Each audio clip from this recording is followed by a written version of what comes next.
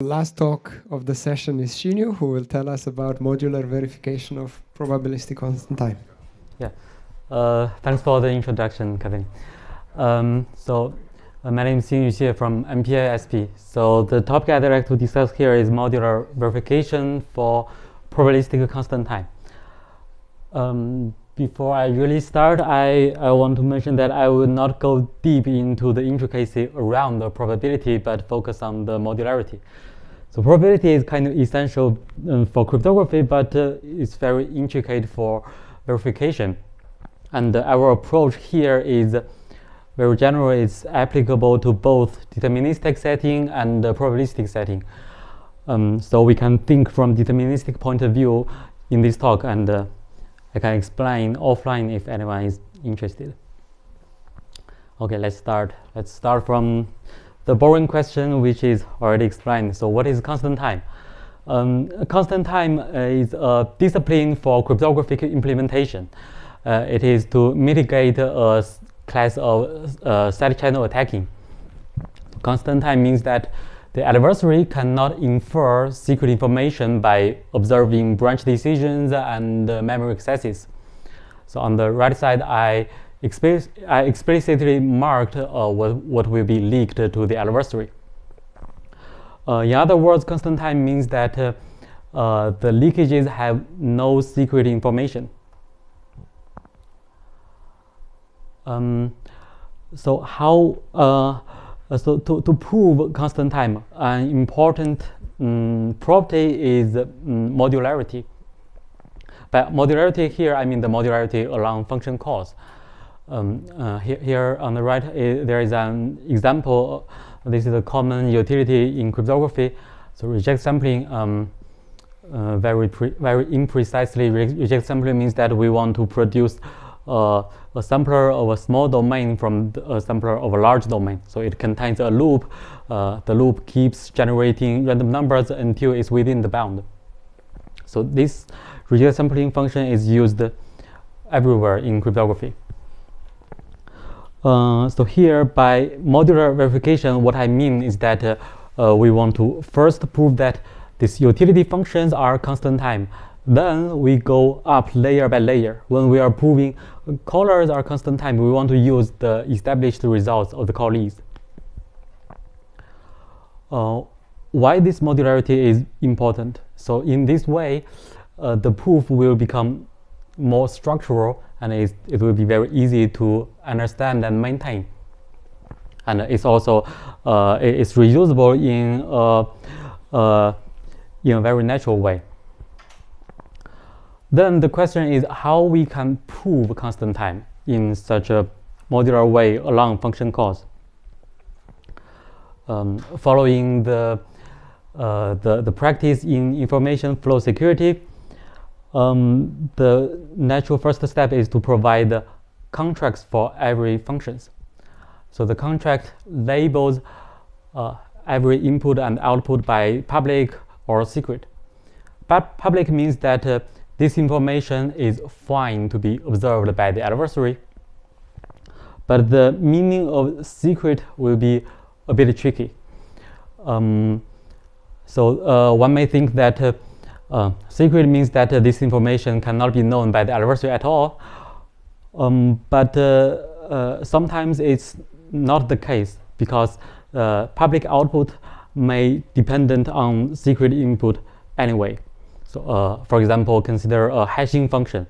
So the hash result is computed from the secret input, but by the property of a hashing function, we know that the hashing result is fine to be leaked to the adversary. So then how we can describe what constant time with respect to this contract really means? One way is to describe it as a comparison. We say that the leakages have no more secret information than public input and public output. So I call it as a modularized constant time. To prove this comparison will be a bit tricky, especially in probabilistic setting. But what's more interesting here is how we can use this established contracts. So I will give you my solution and the intuition behind this solution, and a connection behind this solution. So the solution here is actually very simple. So when we are proving the caller, we can replace the function call by 3 statements sequentially. First, leaking the public input. Second, calling an ideal function. This ideal function is semantically equivalent to the original callee, but has no leakage. Third, leaking the public output. So on the right side, this is how we deal with the reject sampling example. So we explicitly leak the public input, which is the bound, and we directly call a mathematical sampling function which samples in this interval, and then we leak the sampling result, which is the public output. And the theorem on the left says that if all the callees are modularized constant time, and this replaced caller is also modularized constant time, then we can know that the original caller is immediately modularized constant time. So why this theorem is sound? I will tell you an intuition. The intuition is the transitivity of the inequality. So what does this contract say? This contract says that the side channel leakages during the execution has no more secret information than public input and public output. So we can use this public input and public output as the intermediate value of the comparison. So here, by explicitly leaking the public input and public output of the callee, and prove that these leakages are actually no more than the public input and public output of the caller. So these leakages have these leakages do not have too much secret information. Then we can show that the leakages overall do not have too much information, too much secret information. So this is the intuition is a transitivity. But why we need an ideal function here? The reason is that we want to compute the value of the public output. So we need a function, and this function should not bring any extra leakages. That's where this ideal function comes in.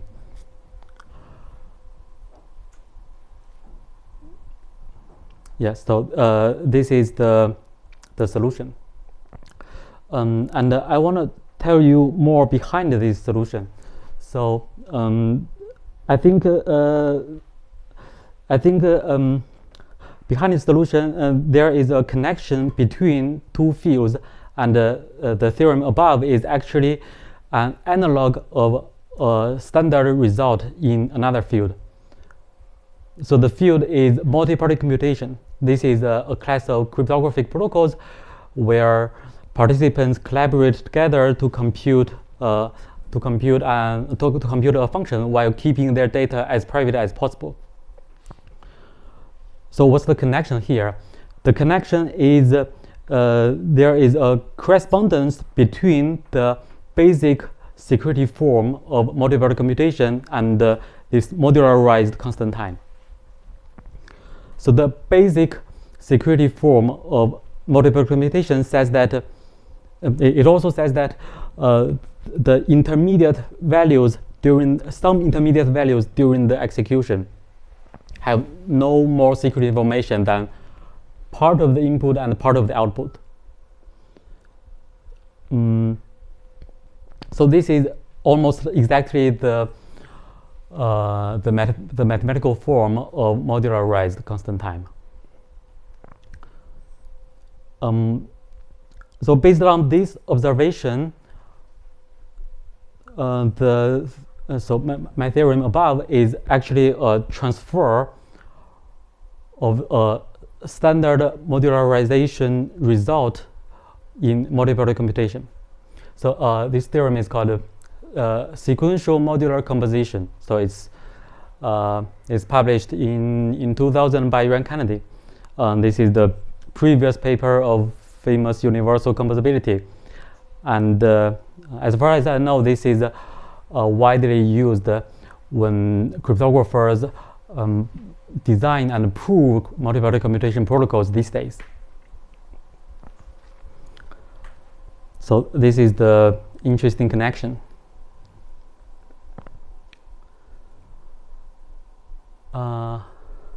Overall, here I give you a callback contract style modular verification approach for constant time and the probabilistic constant time. This is a project at a very early stage. So for the future, the natural next step is to do evaluation and to see how much proof effort we can really save by this approach. And actually, this approach is not specifically bound to constant time. It can also be generalized to non-interference, as one reviewer pointed out. Yes. So that's all. So I'm very happy to take any questions and any feedbacks. Thank you, Xingyu.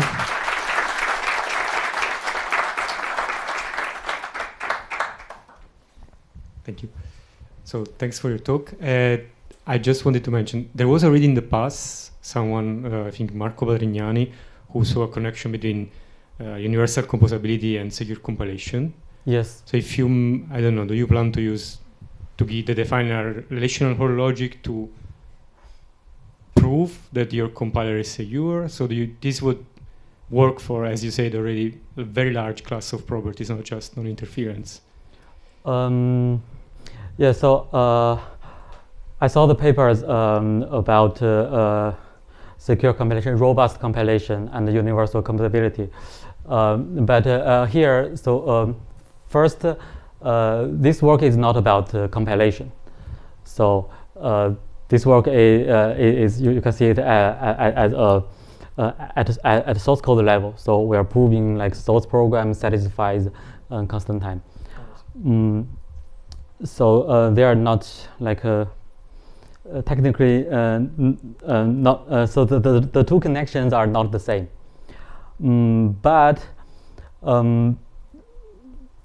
So there is also an interesting question is that if we have this approach and we have like a secure compilation, whether these like two analogs of universal composability can be connected. I think this is an interesting question, and I don't know the answer. Thanks. Okay, are there more questions?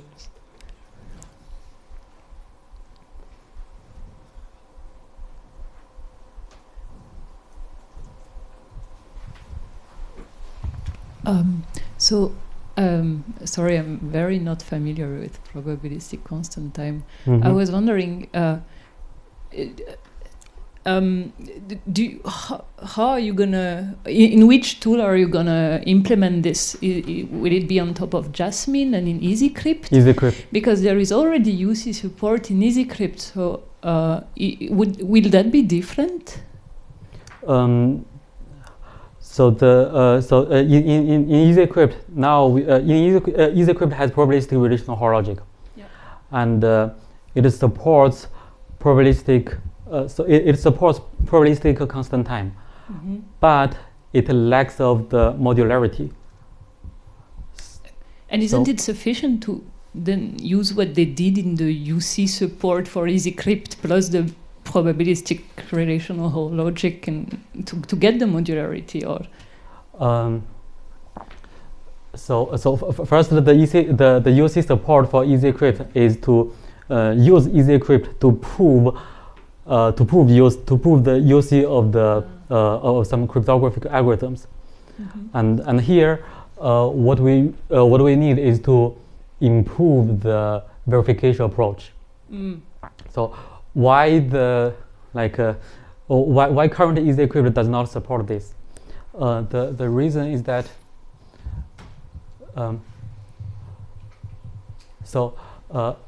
here, if we want to say the leakages have no more secret than public input and public output, basically we this is more like an intuition. This is natural language. So if we want to formalize it, there are several ways. One way is to use conditional probability. And right now, EasyCrypt cannot reason conditional probability.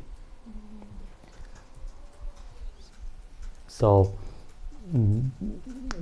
I think this is a difference.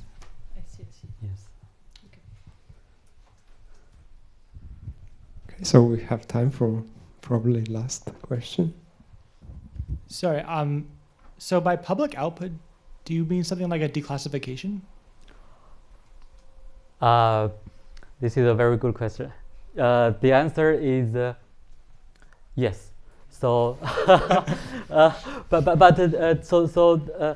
theoretically, yes. So declassification can do something more, right? So, for example, we can declassify some value in a loop, and so maybe this loop will not go into the public, will not go into the output. But of course, there we can always convert what is declassified as public output, and also we can convert public output into declassification. So they are theoretically the same thing. Okay. Okay, so maybe one really last question. At least I don't think we're out of time. But if not, let's thank Xingyu one last time.